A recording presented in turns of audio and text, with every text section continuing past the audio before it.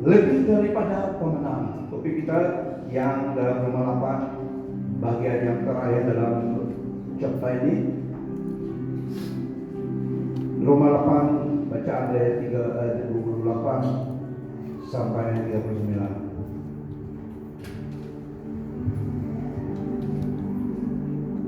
Dalam kota di desa rimba, jiwa sama berharga dengan Tuhan.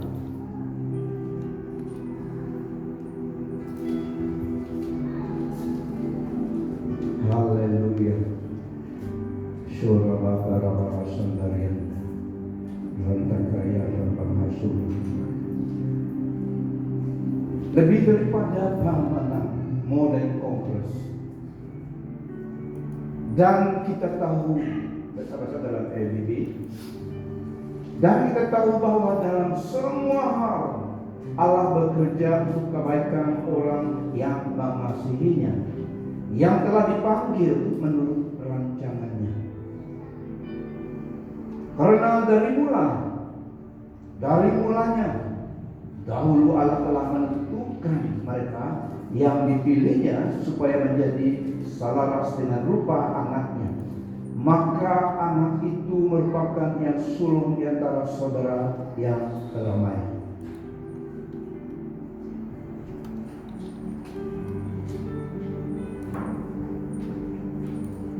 Bapak Ibu Saudara, firman Tuhan mendorong kita yang percaya kepadanya supaya kita senantiasa yakin, percaya, tekun menghadap cabaran, rintangan, pergumulan dan krisis. Sebab Allah turut bekerja mendatangkan kebaikan bagi kita yang mengasihinya. Kita akan baca sampai habis. Kita tahu sekarang bahwa Allah turut bekerja dalam segala sesuatu untuk mendatangkan kebaikan bagi mereka yang mengasihinya, yaitu bagi mereka yang terpanggil sesuai dengan rencana Allah.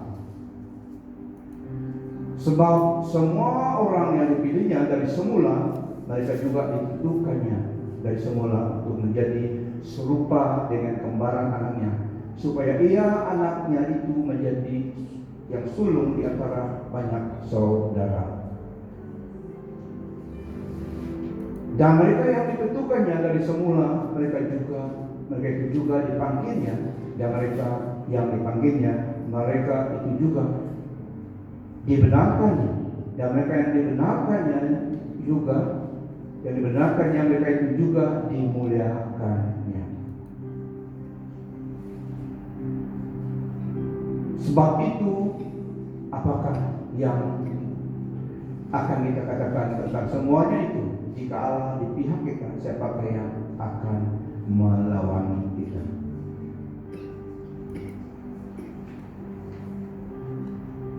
If God is for us, who can be against us?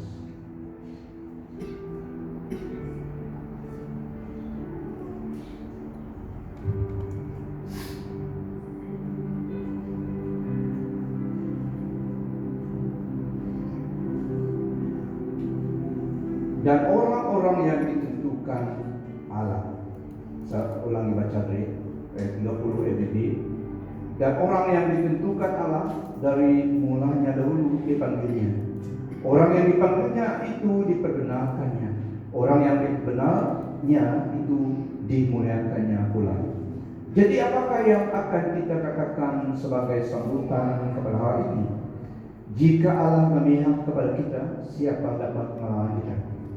Dia tidak mengecualikan anaknya sendiri, tetapi menyerahkannya untuk kita semua. Oleh itu, tidakkah Dia bersama anaknya itu juga akan memberikan segala-galanya kepada kita dengan rela? Graciously. Siapa yang akan mendakwa orang pilihan Allah? Allah yang memperbenar. Siapakah yang dapat mempersalahkan kita? Kristus Yesus yang telah mati, bahkan lebih daripada itu yang telah dibangkitkan, berada di sebelah kanan Allah dan juga berdoa syafaat bagi pihak kita. Siapa yang akan memisahkan kita daripada kasih Kristus? Kekecauan atau kesusahan atau penganiayaan atau kebuluran atau ketelanjangan atau bahaya pedang. Sebagaimana tersurat dalam kitab suci, karenamu kami menghadapi maut sepanjang hari. Kami dianggap sebagai domba yang disembelih. Kami dianggap sebagai domba untuk disembelih. Tidak. Dalam semua hal ini kita lebih daripada para penakluk. Dalam semua hal ini kita lebih daripada pemenang melalui Dia yang mengasihi kita. Karena aku yakin bahwa kematian maupun kehidupan, para malaikat maupun para pemerintah, masa kini maupun masa depan, baik kuasa apapun, ketinggian maupun kedalaman, baik apapun yang lain dalam seluruh ciptaan, tidak akan dapat memisahkan kita daripada kasih Allah yang di dalam Kristus Yesus Tuhan kita.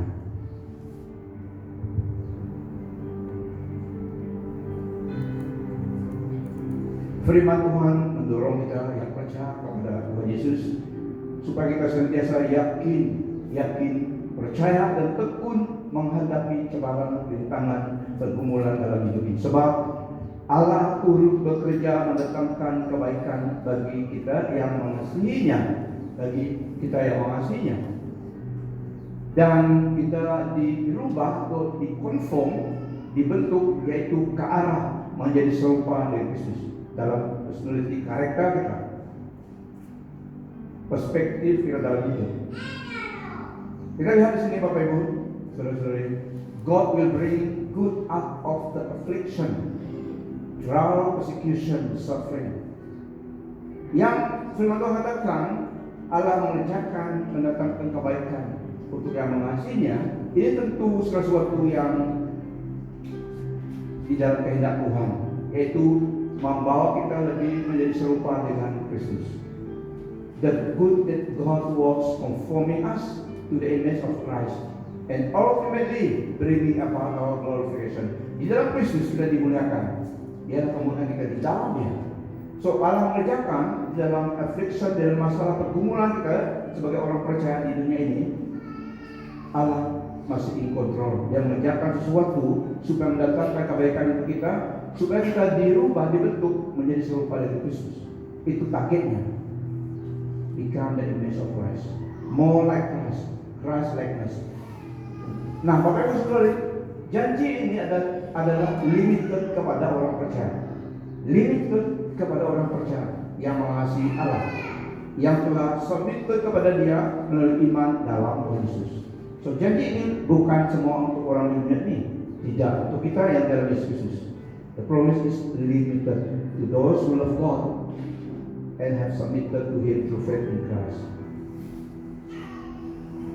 Rujukan kita boleh lihat 1 Korintus 2:9, Mazmur 37:17. Dan dikatakan di sini dalam segala sesuatu, in all things. Bukan maksudnya in all things ini tidak termasuk dosa, tidak termasuk kelalaian, negligence seorang itu. No one can, tidak ada orang yang buat alasan hidup dan dosa dan buat alasan nanti Allah akan mengajarkan sesuatu yang buat untuk kebaikan. Tidak. The all things is not include the evil, dia termasuk negligence, kelalaian, dosa yang dimasukkan dalam ayat ini. Karena tidak ada orang yang dikecualikan kalau berdosa terhadap Tuhan. No one can accuse sin by pretending that God will work out for good. No. Yang dimasukkan adalah dalam rencana Allah yang berkenan dengan Tuhan. Kita lihat those God foreknew. Bagi kita yang Allah ketahui, those God foreknew. Maksud ayat ini adalah Dia juga mengasihi kita, for love. Dia foreknew, Dia tahu, dan Dia juga mengasihi kita, for love.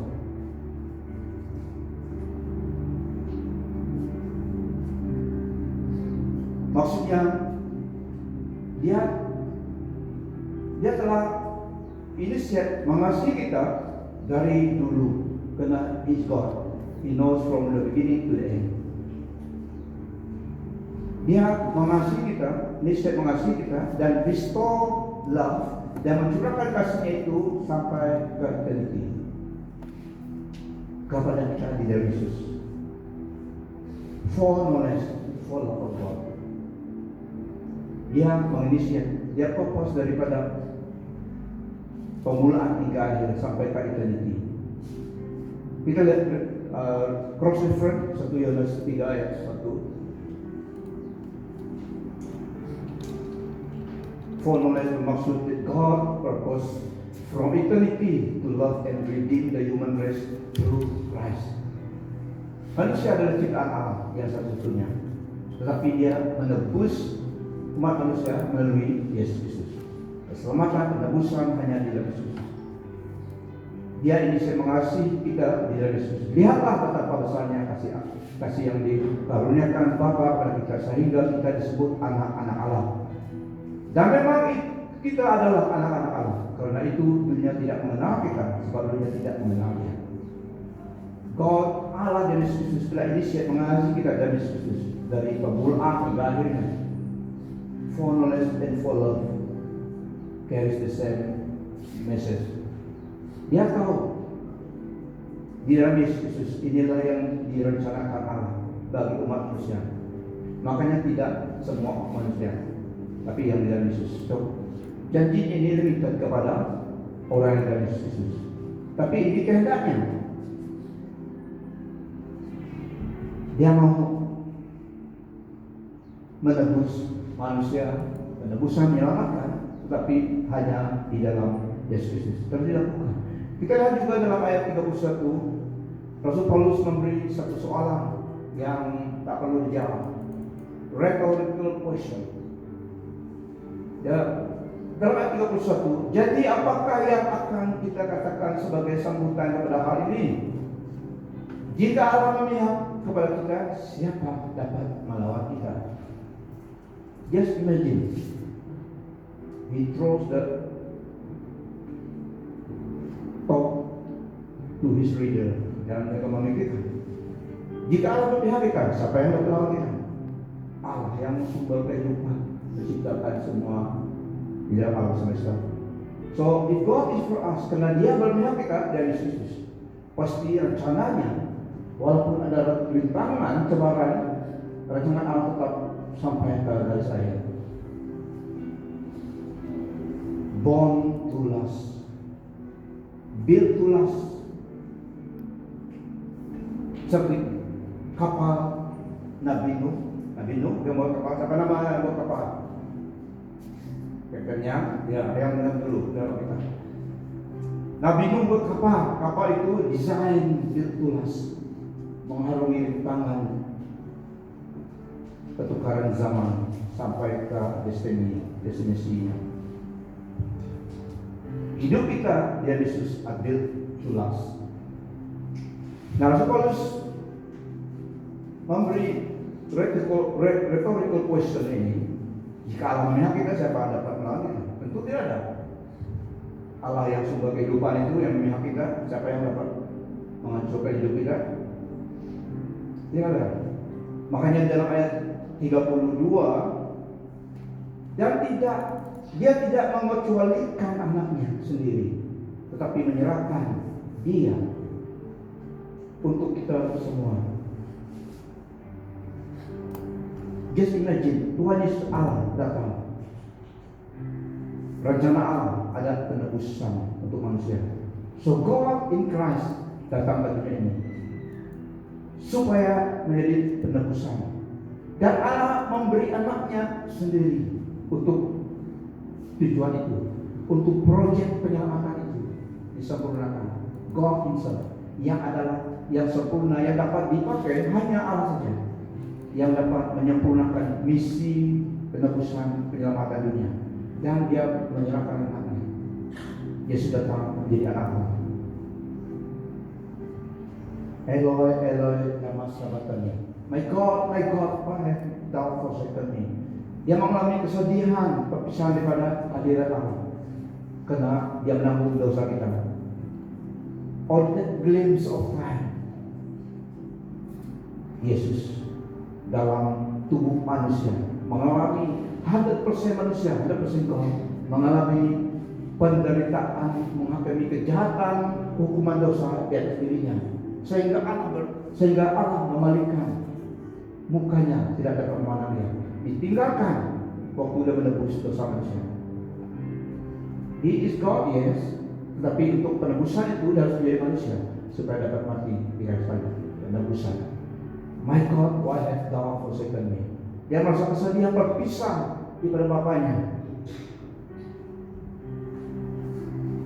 karena kasihnya kepada kita. Gambaran itu diberikan, if thus far God so loved us, if that how deep is God love to us.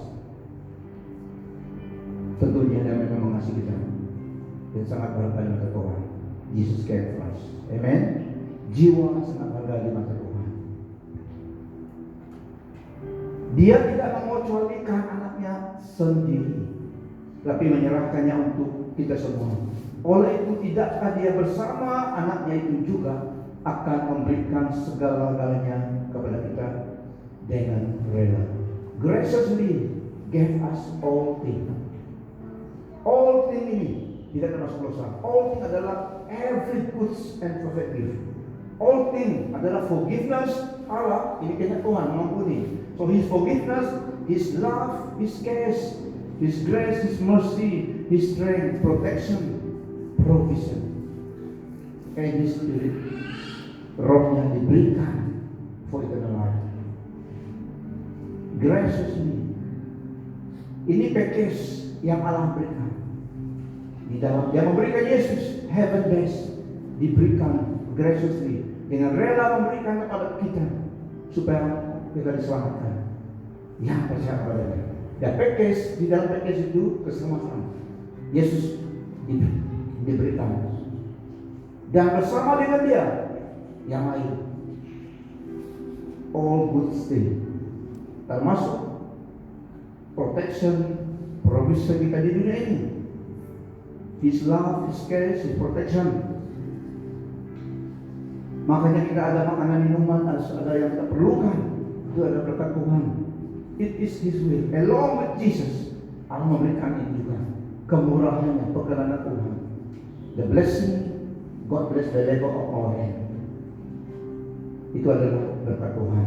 Tetapi above all, dia memberi kita Roh Kudusnya, memberi kita eternal life bersama dengan Yesus.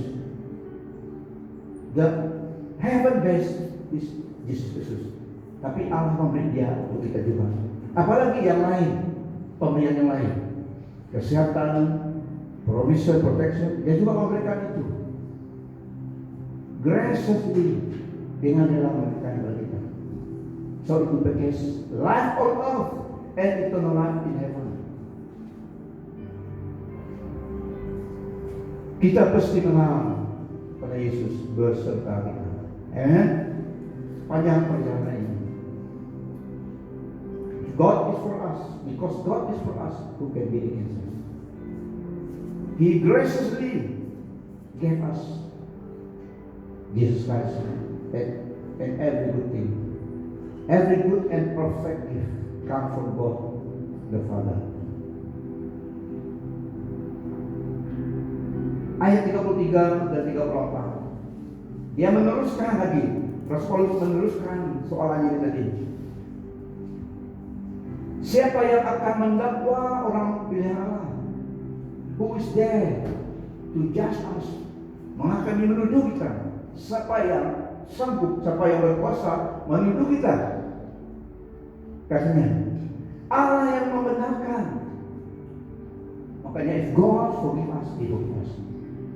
Jika kau minta Tuhan mengampuni, dan mengampuni dari Yesus.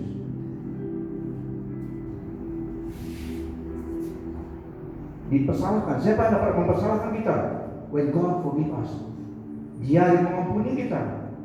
The highest court from heaven. Siapakah yang dapat mempersalahkan kita? Kristus Yesus yang telah mati, bahkan lebih daripada itu, yang telah dibangkitkan, berada di sebelah kanan Allah dan juga berdoa syafaat bagi kita.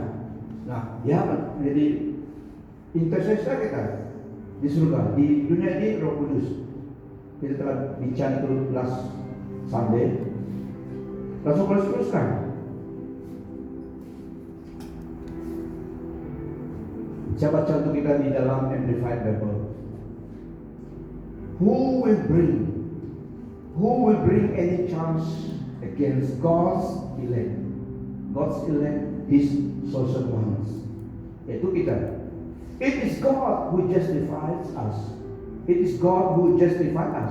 Yaitu declaring us blameless and putting us in a right relationship with Himself. So in tafsiran Amplified Bible lebih amplified. Siapa yang dapat menuduh kita? Dia yang memilih kita. Chosen one, elect. Dia Allah kita yang membenarkan kita, declaring us blameless, tidak bersalah. Nah, Yesus telah menampunkan semuanya itu. So God declaring us blameless and putting us in a right relationship with Himself. Who is the one who condemn us? Who is the one who condemn us? Christ Jesus is the one who died. Christ Jesus is the one who died to pay our penalty. Dia mati menebus dosa kita. He paid the penalty of our sin. And more than that, who was raised from the dead and is at the right hand of God, interceding with the Father for us. Di dalam ayat 35 dan 36, adversity ataupun kekecewaan, masalah diliskan di dalam ayat itu. Dalam ayat 35 dan 36, Rasul Paulus menyatakan berbagai cabaran pergumulan seseorang Kristen boleh alami sebagai pengikut Kristus Yesus dalam dunia ini. Digambarkan sebagai domba untuk disembelih. The image kekecewaan sebagai orang percaya, pergumulan, cabaran yang kita boleh alami di dunia ini sebagai pengikut Yesus. Siapa yang akan memisah kita dari kasih Kristus? Setelah diriskan semua pergumulan, adversity, kekecewaan yang seseorang Kristen boleh alami. Tidak semestinya kita mengalami semuanya, tapi kita boleh alaminya karena di dalam dunia. Penganiayaan, kesesatan, kelaparan, keteranjangan, bahaya, all the needs in life, all the distress, the dangers in this world. Diriskan itu dan ultimately beri gambar satu gambar domba. Karena engkau kami dalam bahaya mau karena pengikut Yesus seorang itu mengalami cabaran semua ini di dunia ini, mengalami dalam bahaya mau sepanjang hari kami telah dianggap sebagai domba sembelihan. Dan dia teruskan comparisonnya, tetapi dalam semuanya itu kita lebih daripada orang-orang yang benar oleh Dia yang telah mengasihi kita. If you go to the fire, Dia ada situ, kamu akan dihanguskan.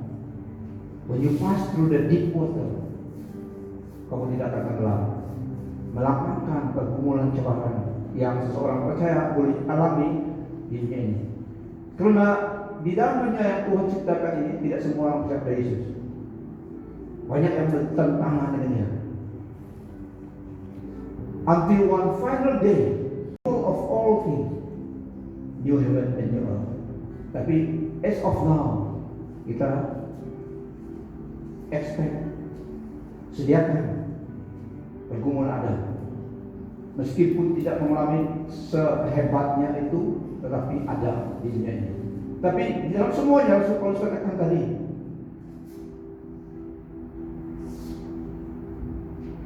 siapa yang akan memisah kita daripada kasih Kristus? Kekecewaan, kesusahan, penganiayaan, kebuluran atau ketelanjangan, atau bahaya atau pedang. Sebagaimana tersurat dalam kitab suci. Karena kami menghadapi maut sepanjang hari, kami anggap sebagai domba untuk disembelih. Nah, saya katakan, jika seorang Kristen pengikut Yesus Tuhan kita menghadapi cabaran, masalah seperti ini, kesusahan dan yang lain yang dalam list ini. Tidak semestinya jika Anda mengalami masalah pergumulan seperti ini sebagai orang percaya, tidak semestinya dan tidak bermaksud bahwa Allah telah meninggalkan kamu.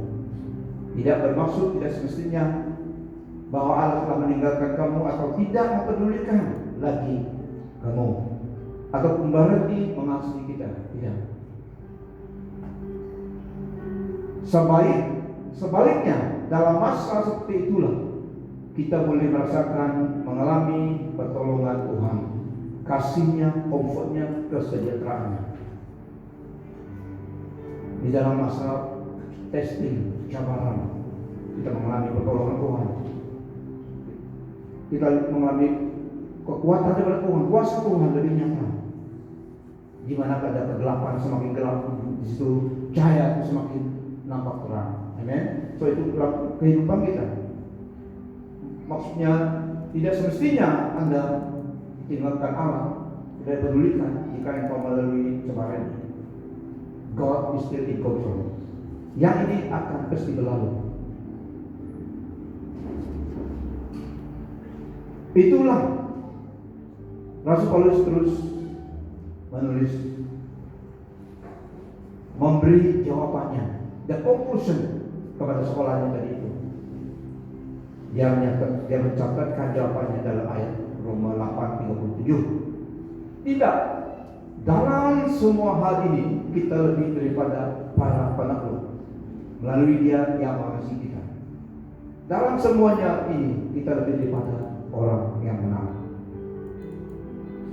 melalui Dia yang mengasihi kita. Amen. Tetapi dalam semuanya itu kita lebih daripada orang-orang yang menang oleh Dia yang telah mengasihi kita. Yet in all these things we are more than conquerors and gain an overwhelming victory through Him who loved us so much that He died for us. Wow. Allah dan Yesus mati untuk kita. Dia yang membela kita. So Dia keyakinan kita. Meskipun terkadang tidak izin seseorang itu melalui cabaran, ada tujuannya. Tapi di dalam itu Dia berserta. Dia tidak izinkan segala sesuatu yang di luar kehendaknya tanpa tujuannya. So dalam ayat ini Yesus Paulus mengatakan, di dalam semuanya kita lebih daripada orang yang menang melalui Dia yang mengasihi kita. Dia nyatakan sebab-sebab keyakinannya. Dia terus menyatakan sebab-sebab keyakinannya. How he is so confident.